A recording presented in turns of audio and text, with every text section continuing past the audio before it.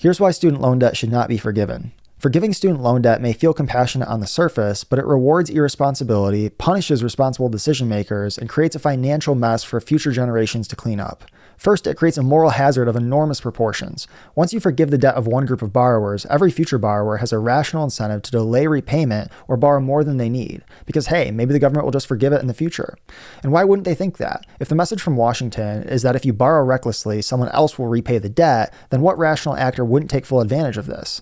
This isn't just about students either. Debt forgiveness signals to everyone, from banks to businesses to homeowners, that the federal government might step in and bail them out too.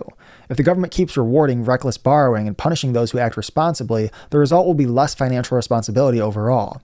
Second, student loan forgiveness is regressive. Despite political rhetoric to the contrary, those who carry student debt are, on average, better off than those who don't. They have more education, higher lifetime earnings, and better job prospects. On average, when human capital is accounted for, they are wealthier than those who do not carry student debt. But under loan forgiveness schemes, those with less wealth would be paying taxes to fund the canceled debt of someone who, on average, earns more and will likely continue to earn more for decades in the future. It is fundamentally immoral to shift the cost of a failed personal investment onto taxpayers.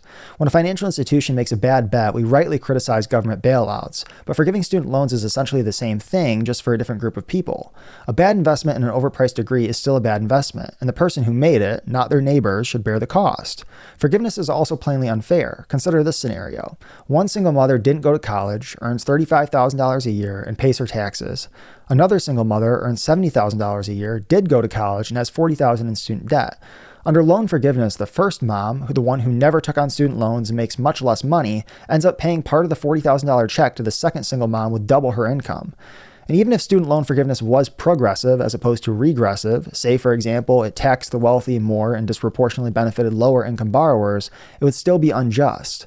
People who made responsible financial choices, avoided debt, worked through school, lived at home, attended an affordable college, or skipped college altogether would be penalized for simply doing the financially responsible thing. Worse yet, forgiveness won't even fix the root of the problem. The reason so many students are buried in debt is because the federal government continues to offer student loans with no regard for whether the borrower will ever be able to repay the debt.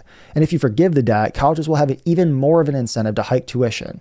After all, why should they control costs when the government is indirectly telling students, don't worry, you won't be on the hook anyway? That's how prices spiral out of control. And if borrowers think they'll be rescued again next time, they'll borrow even more the next time. It's a vicious cycle: rising tuition, rising debt, rising bailouts. And let's not forget the people who already made sacrifices to avoid debt or pay off their loans early. What do we tell them? Thanks for your responsibility, but now you'll need to pay for those who were irresponsible. If loan forgiveness happens now, it's a slap in the face to everyone who made sacrifices to pay off their own debt or never went into debt in the first place. Finally, loan forgiveness is also unfair to future students. Forgiving hundreds of billions in student debt adds to the federal deficit. That means future taxpayers, including students just entering college, will have to pay taxes to cover a benefit they won't receive. They'll pay for other people's debt forgiven at a time when they were still in elementary, middle, or high school.